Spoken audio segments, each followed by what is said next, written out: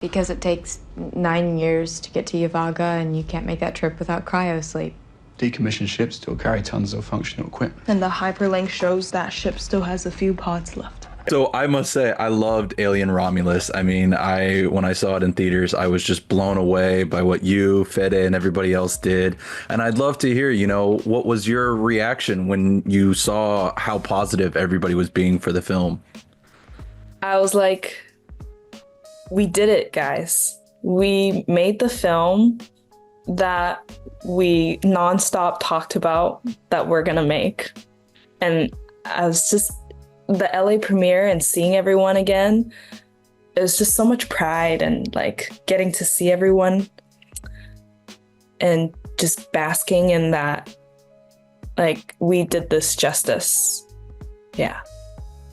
You truly did. And I'd love to hear then if you had those similar talks on set of like knowing that you were doing something whether you guys knew you were doing something special and really were excited for people to see it.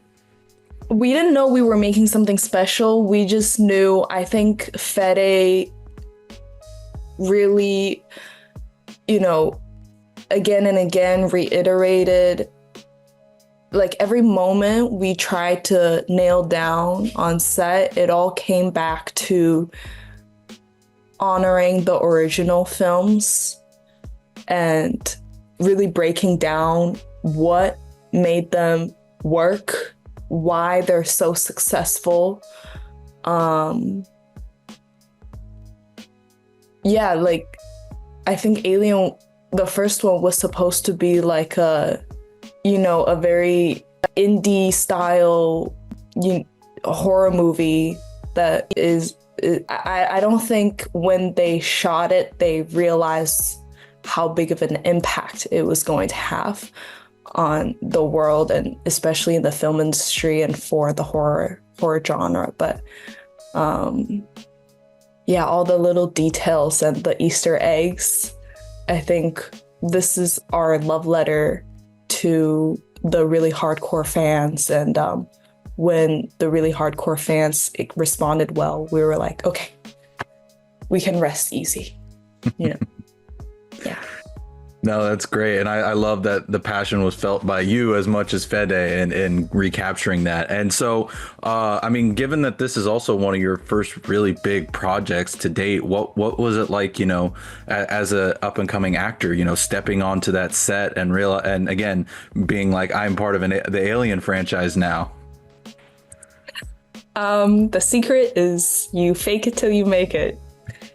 You can't let them know. You have to pretend that you've been on like millions of these big sets, 5 different studios, huge builds of a spaceship, like a real spaceship broken down into parts, living in these huge warehouses.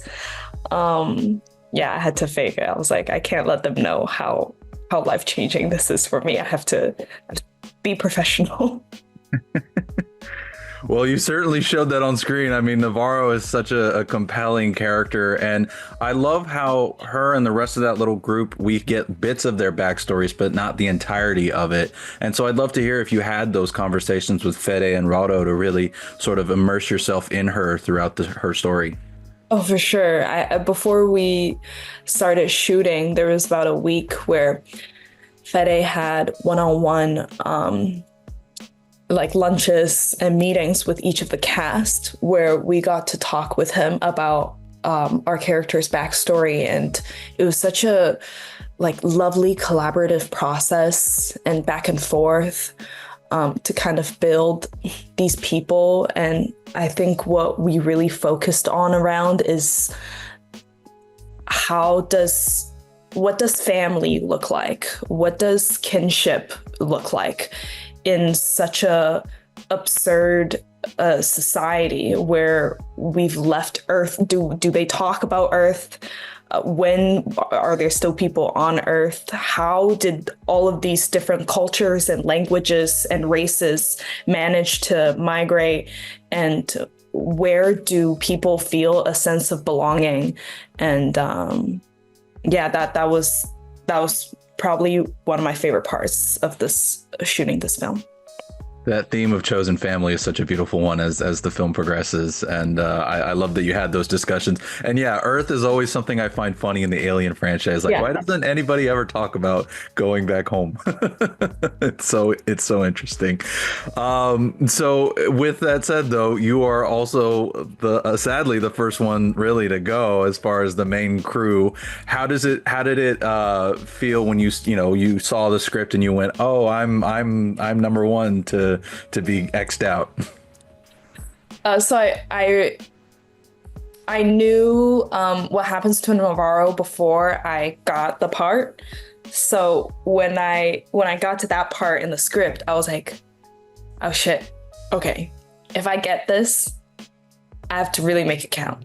Because I think the script was like about 120, 110 pages, and her demise arrives around like page 56. I was like, okay, the first 50 pages I have to really make it count.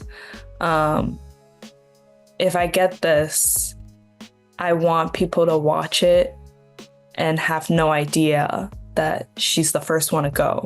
I want to give Last Girl energy throughout the first act, so that when she dies, it really, really hits the audience.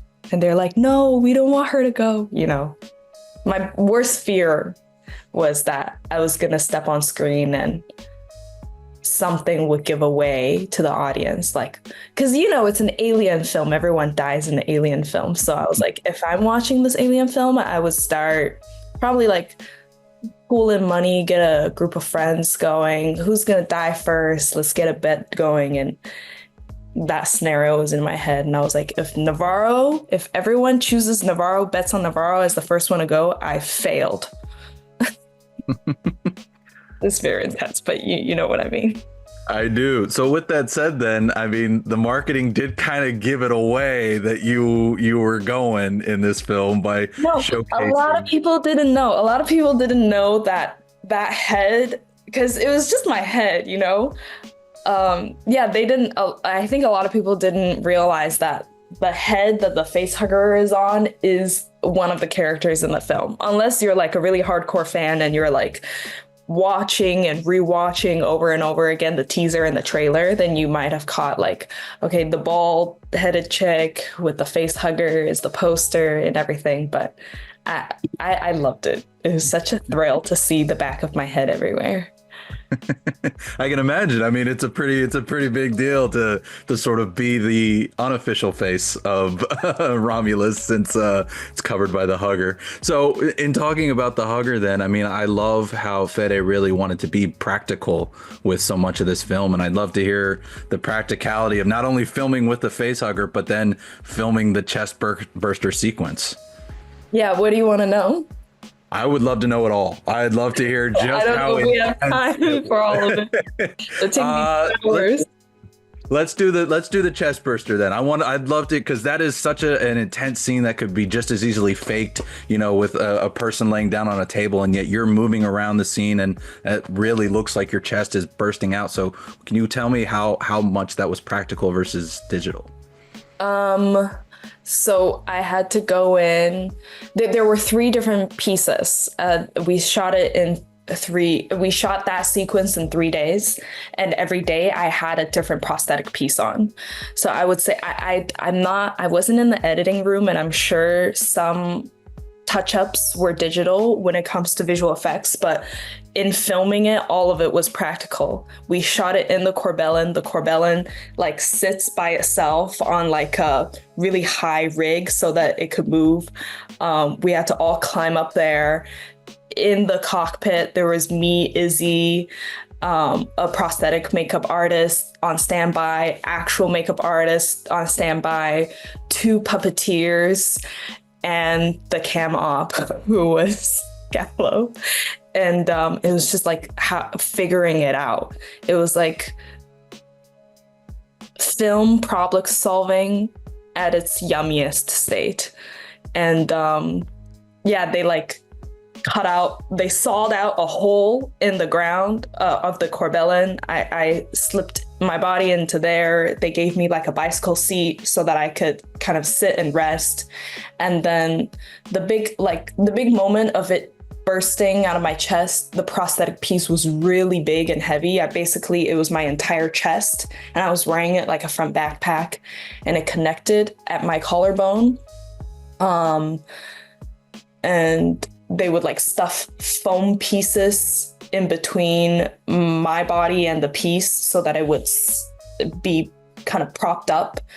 And it was really heavy because like there was a button they could press, and then the chest part would literally pop out. Like, you know those Halloween, because Halloween just passed, but Halloween decorations where like the thing just pops up. Mm-hmm. It was kind of like that. And my chest was like a door, and it was really fun. And getting to do that over and over again and see how like everybody kind of adapt. Each department had to, it's such a push and pull and give and take of like, okay, you have to put more lube in the casking so that when I really try to push the little creature out, he comes out smoother, and then we can get the sequence going. And a lot of it was about timing too, because we did a lot of like long takes of the whole thing happening beginning to end. Yeah, one of my like favorite days on set. I really looked forward to shooting that sequence.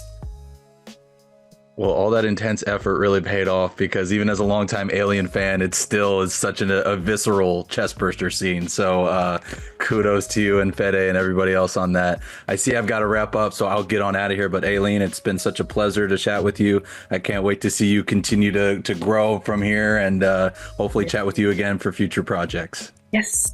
Thank you. Have a nice day. Navarro.